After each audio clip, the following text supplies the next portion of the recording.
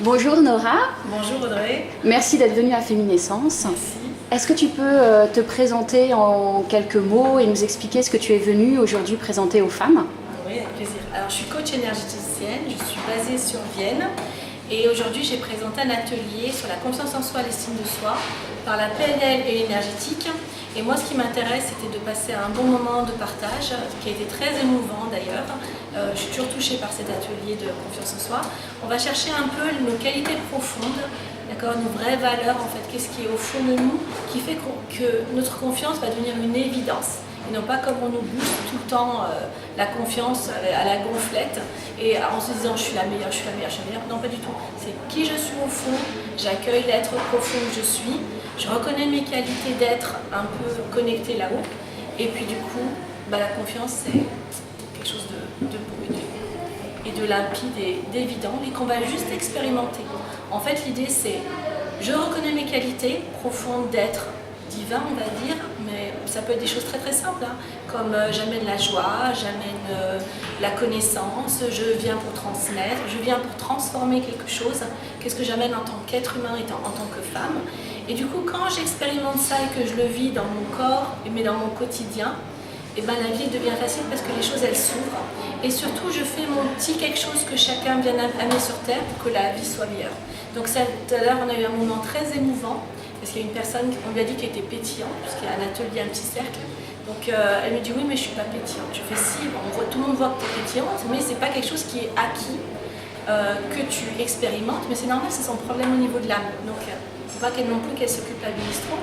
Elle a ce problème qu'elle est venue travailler sur Terre, mais elle a déjà ça en elle sans qu'elle le vive vraiment. Donc c'est un peu compliqué parce que quand on vient expérimenter, il faut qu'on fasse ce travail d'expérience de ce que l'on est au fond. En fait c'est ça le véritable chemin d'être.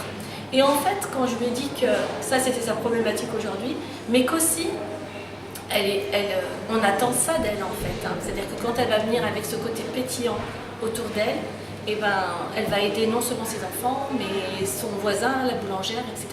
Parce qu'elle est venue pour émaner ça et que nous, on a besoin de ça à cet endroit. Moi, je pense qu'il y a un grand plan divin derrière. Et que si le Seigneur ou le divin ou l'univers, je ne sais pas comment vous l'appelez, il a décidé que madame vient ici, elle doit mettre son côté pétillant, c'est parce qu'on en a besoin et qu'il en a besoin dans son grand plan d'architecture divine de ce grand plan. Voilà. Donc on pourrait dire, aujourd'hui c'est vrai que la confiance en soi, beaucoup de femmes se posent la question de comment trouver le secret pour trouver ça. Et finalement tu nous dis que juste en apprenant à aller écouter nos trésors qui sont déjà en nous, on va gagner en confiance et donc finalement on pourrait dire que toutes les femmes vont gagner en confiance et que c'est une sorte de confiance unique puisque chaque femme est unique avec des trésors très différents. Tu as tout compris, voilà. Et l'idée c'est d'aller voir un peu les chocs qu'on a eu, les traumatismes. Moi je travaille beaucoup comme ça, avec la connexion hein, bien sûr. Et puis on va aller voir quelles sont les perles qu'il y a eu derrière et qu'est-ce qu'on est venu expérimenter, mettre en place. Quelquefois les traumatismes ce sont des clés justement qu'il ne faut surtout pas effacer. La guerre c'est ça, ne pas effacer les traumatismes. Parce que derrière vous avez des trésors, c'est comme si vous vivez avec un compte en banque blindé et que vous mangez tous les jours des patates en fait. Hein. C'est un peu ça, vos trésors que vous n'utilisez pas. Et donc on va reconnaître ça, aller les travailler. Votre chemin va nous aider pour trouver ça, mais quelquefois aussi ce sont des choses qui, eh ben on les a, mais on a, comme c'est évident, on se dit c'est trop facile, donc on les accepte pas. D'accord? Eh ben non, c'est trop facile, mais pour moi c'est quand c'est trop facile, c'est qu'est-ce que j'ai comme carte dans mon jeu pour bien vivre ma vie sur Terre. D'accord? Merci Nora. Et est-ce que tu pourrais nous dire, Nora, la femme que j'ai en face de moi là, qu'est-ce qui t'inspire dans ta vie de femme aujourd'hui? En tant que femme ou en tant que thérapeute? En tant que femme. En tant que femme, je travaille... c'est compliqué. Donc ce qui m'inspire, c'est de réveiller ces énergies qu'on a.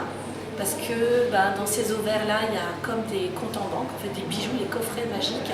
Et dedans, il y a justement ces perles spirituelles. Et c'est ce que les prédateurs viennent chercher malheureusement, quelquefois même les prédateurs sexuels, hein, quand ils viennent, ils ne vont pas tomber sur n'importe quelle femme, ils vont prendre celles qui souvent ont des hauts niveaux spirituels, qui sont mal intégrées.